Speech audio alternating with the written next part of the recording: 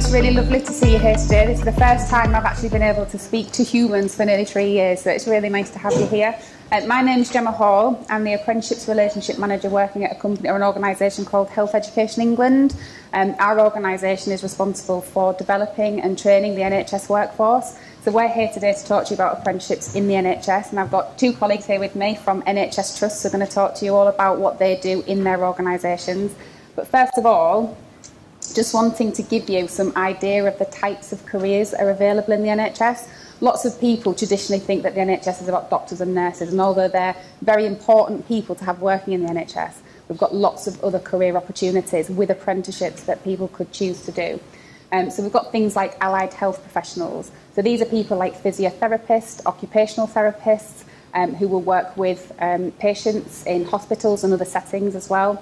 Got ambulance service teams, got lots of dental provision across the NHS, things called health informatics. So this is very much around the technology, around patient care. Healthcare science. So today, this morning, I've been speaking to a number of people who are very interested in things like biomedical sciences. So lots of opportunities through that route as well. We've also got non-clinical opportunities in addition to the clinical opportunities, so things around management as well and our administration facilities that you might be interested in. Midwifery, so if anybody is interested in being a midwife, there is an apprenticeship available for that. Pharmaceutical professions as well, psychology, areas around public health and wider healthcare teams. So we say we've got in the region of about 350 different occupations available in the NHS for you to look at, and we've probably got an apprenticeship for the vast majority of them that's available. So it's definitely things to, an opportunity for you to think about where your skills are, where your interests are, to then be able to consider where you might want to look at a career in the future. So if you're very practical, you've got practical skills and that's something that you want to do, we've got all sorts of different opportunities there, anything from a gardener, IT support, occupational therapy, carpenters, definitely careers that you wouldn't ordinarily think about in the NHS. So they're very wide opportunities there. If you're wanting to maybe work with children, there's a vast range of opportunities, whether it's a social worker, child psychotherapist, health play specialist, lots of other opportunities if working in childcare is something that you're really interested in looking into. If you like science specifically, things like a radiologist, a radiographer, dentist, healthcare assistants, operating department practitioners, physiotherapists, so lots of different opportunities if science is very much something that you're interested in. In terms of apprenticeship opportunities, so these are jobs with training as an apprenticeship, so you have to find a job as an apprenticeship available. So these are just some of the apprenticeship vacancies that we've had available in the NHS, in NHS organisations recently. So something called a commis chef in Birmingham, so somebody working around food and catering. Trainee nursing associate is a really common apprenticeship. It's got lots of opportunities within the NHS. If you do your nursing associate apprenticeship with an organisation, there's then the opportunity to progress and what we call top up, to do your registered nurse degree apprenticeship and become a registered nurse. So many of the apprenticeships we have available do work in what we call job families and pathways. So you're not necessarily going to stop your career when you've done that particular apprenticeship. There's real opportunity for you to develop through other apprenticeships throughout your career and definitely develop to quite a high level, whether that's clinically or non-clinically. We've had dental nurse apprenticeships advertised, occupational therapist. I work in the Northwest. And we've had 60 occupational therapy degree apprentices start in March. So that was a fabulous opportunity for lots and lots of people who were working in the NHS or outside of the NHS to be able to develop a career specific to occupational therapy. So there's many opportunities coming up, and it's very much about looking at NHS Jobs. NHS Jobs is the platform in which all NHS employers will advertise the apprenticeship opportunities available. So make sure that's something that you're regularly looking at. We've also got lots of opportunities around degree level apprenticeships. So apprenticeships run from level 2 right through to degree and master's level. So at the degree level, these are things like dietitian, nursing, midwifery, paramedic. When you do a degree level apprenticeship, you do the same degree programme as somebody who is choosing to study and pay for themselves going through the traditional university route, but it's wrapped into an apprenticeship. So that is where you will earn and learn at the same time. So you get the same qualification, still very good quality education and provision. It's just delivered slightly differently sometimes, and it's paid for by a different source. So you wouldn't be paying for it yourself, but we have an apprenticeship levy that pays for fees. So if you want to find out more, there's lots of opportunities in many different platforms. So Step Into the NHS is a really good website to have a look at, Health Careers. Do connect with us on social media. So we use Twitter quite a lot to get our information out there. So just follow us, see what's going on, and find out the opportunities that we have. So that's it from me. I'm going to hand over now to Sarah, who's going to talk to you about all of the different opportunities available at the trust that she works at. Hi everybody, so my name's Sarah Power. I'm the Careers and Apprenticeship Lead for Bridgewater Community Healthcare NHS Foundation Trust. So we're a leading provider of community health services in the northwest of England. Much like Gemma just touched on, delivering a whole range of different patient services. Some of our kind of bigger services are our district nursing and specialist nursing services. Intermediate care, which is anything that falls between hospital and home. And we've got quite a large specialist dental network as well, and lots of what we call allied health therapy services, so physiotherapy, podiatry, occupational therapy. So in terms of why we're passionate about apprenticeships and why I'm in a job at the organisation, is because apprenticeships provide us an opportunity to open the doors, if you like, to our vacancies. Typically in the past, in order to gain employment at the NHS, it's been lots of our job descriptions need you to have previous NHS experience, and with apprenticeships we don't need to include that anymore. So it means that we can widen access to our vacancies, recruit more locally, and give people a chance to learn on the job. Ultimately, it's really important for us to try and ensure as best as possible that our workforce is representative of the communities that we provide services to. And in particular at the moment, it's really important that we work hard to attract young talent. So we're just included on that slide just a real sort of snapshot of our age profile. And as you can see at the moment, we're quite low on our 25 and under, and that's something that we're working on increasing to balance things out, because obviously there's a particularly high percentage of our workforce that are maybe approaching a retirement age. And we know how much talent and potential there is in recruiting a younger workforce. So apprenticeships are a really key tool in that, because they don't need you to have the experience, and we can provide you with the training and skills on the job. In terms of how we use them, so we use apprenticeships in how you might traditionally understand them. So for direct entry, which is very much how Gemma just discussed, advertising jobs as apprenticeships. So you would search for an apprenticeship, and there may be an opportunity for you to join our workforce as an apprentice.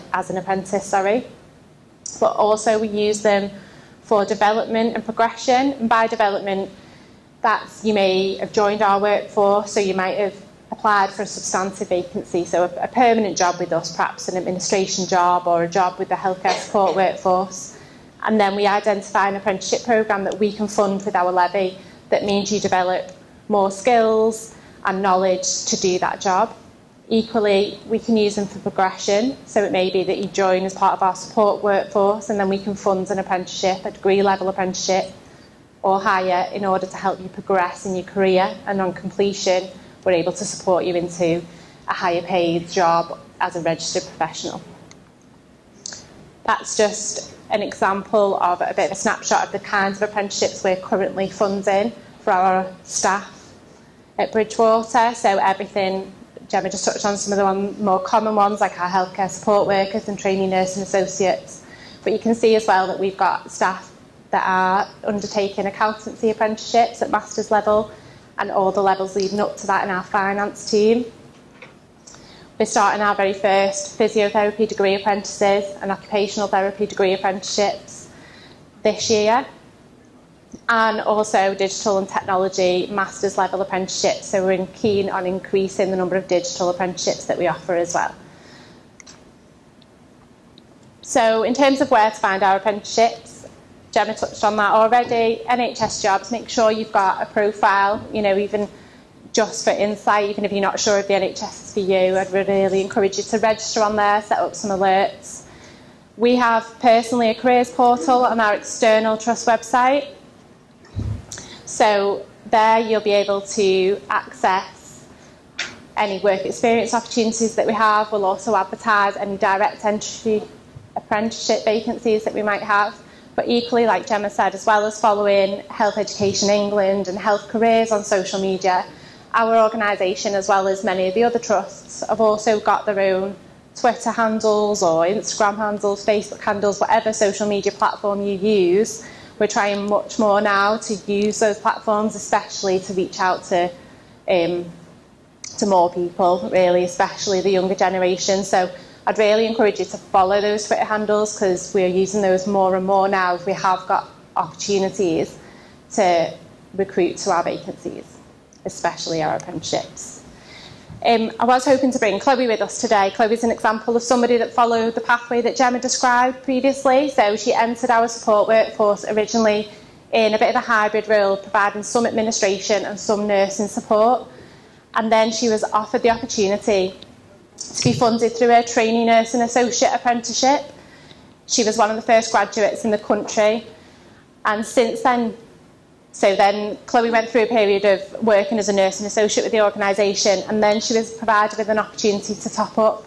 So she's just coming to the end now of an 18-month top-up programme with the university and is due to register with the NMC as a nurse in the next few months. And she's guaranteed a job then as a nurse with our organisation. She doesn't have to re-interview for that job, and she's able to step straight into one of our registered nurse vacancies, and we'll then support her through preceptorship and post-registration pathways when she's ready.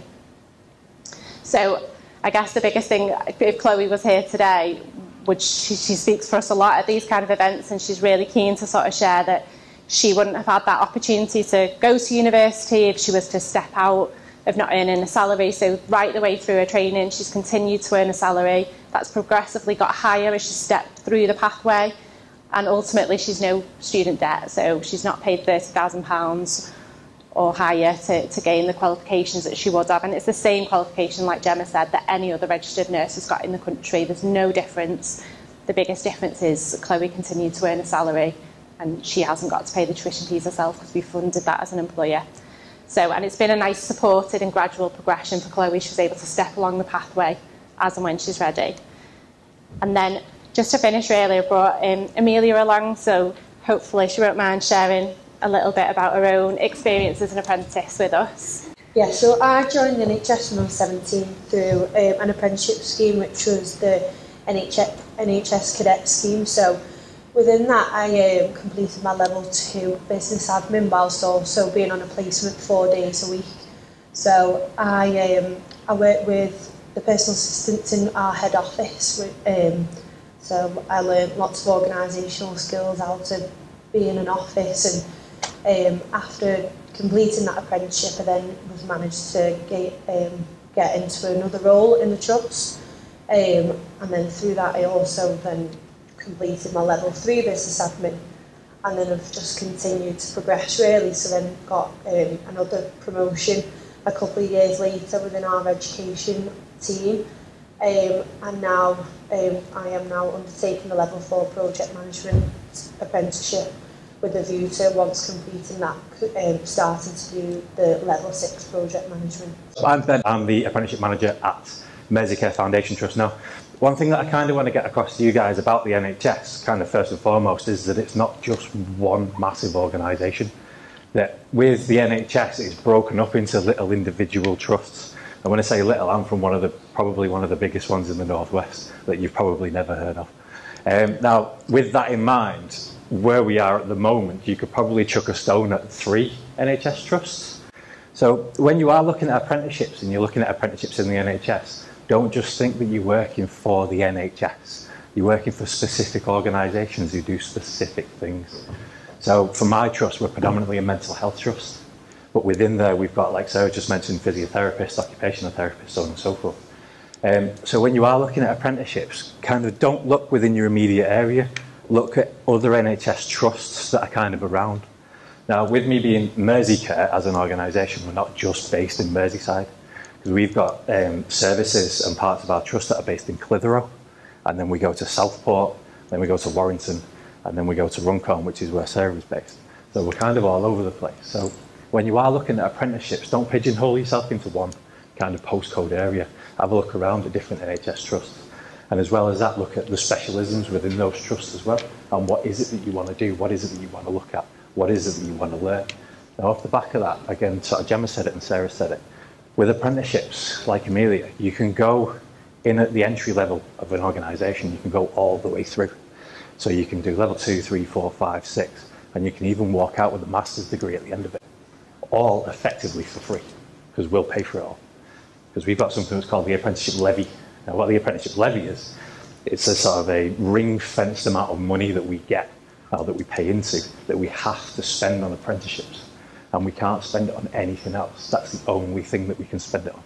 So the more apprentices that we get come into the organisations, the more we can spend it, the more people we can put through apprenticeships, the more people get better qualified. We have better skills in the NHS, and we can better serve those communities, what Sarah was talking about before. And we can be kind of representative of the people that we serve. So again, looking at where you're based and where you are, where you want to work, where you want to go, look at what you want to do and how far you want to go within a particular kind of area.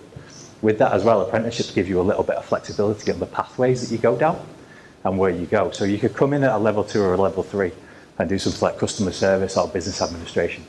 And then what you can do, again, a little bit like what Sarah was saying with Chloe, you can deviate from that. You can go from business admin, working in the clinical area, and then sprout off to go into a clinical type of role, or vice versa. You can start off clinical, and you can go into management from that point forward. So don't kind of think because you're going to take on an apprenticeship or you're going to look at doing an apprenticeship, you have to stay within that particular lane. Because apprenticeships are nice and flexible, and you get so much kind of experience, and you get so much opportunity to do different things within your apprenticeship that gives you a view of what you can do in the rest of the NHS. And Gemma touched on it before with the amount of roles that we've got in the NHS, that there's so many diverse things you can do, and there's so many diverse places that you can go. Studying an apprenticeship doesn't stick you in one hole. It allows you to do various different bits and pieces. So me, as an example, I never wanted to be in the NHS. I ended up in the NHS. I'm not supposed to be here. I'm supposed to be a teacher. But what actually happened was I applied for a teaching job. I applied for a job in the NHS. The NHS rang me first, and here I am. But what I actually do doesn't really have a great deal to do with actually teaching. I do a lot of management stuff, so that's where my career's kind of taken me.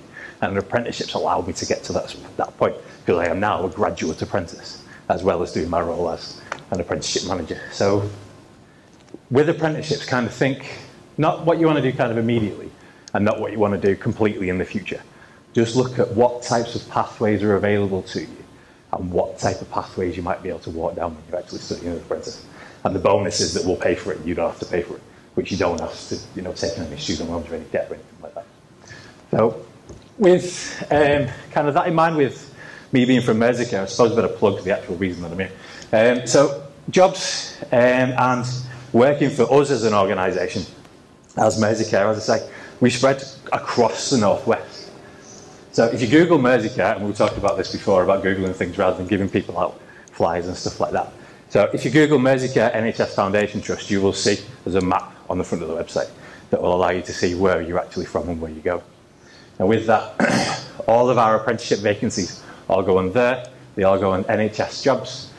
So all in Indeed, the NHS Jobs, and the Trust websites as well. Which is another thing when you're looking for roles within the NHS. Don't immediately just go to Google, stick in jobs in the NHS, because you'll get 1,000 different websites. NHS Jobs is always your go-to. That's always your first place to go.